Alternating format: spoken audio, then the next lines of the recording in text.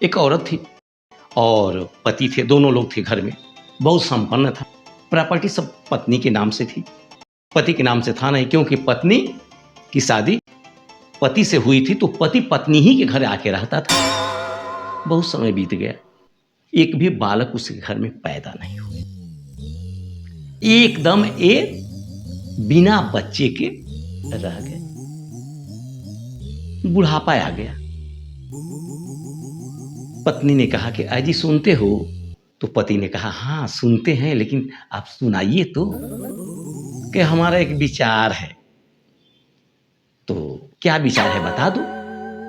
तो हम सोचते हैं ना कि जितना प्रॉपर्टी वगैरह है, जब कोई बच्चा है नहीं तो कौन इसको लेके राज भोगेगा। तो हम ये सोचते हैं कि किसी भिखारी को दान करते हैं।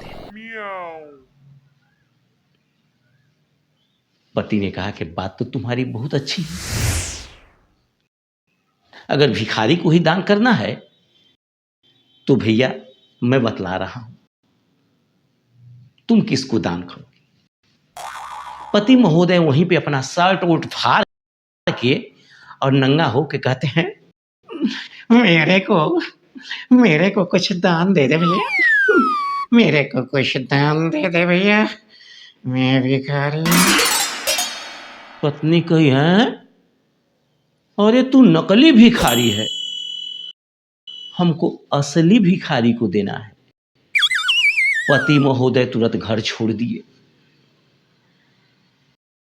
और निकल गए। पत्नी कही आजी आजी अरे कहां जा रहे हो?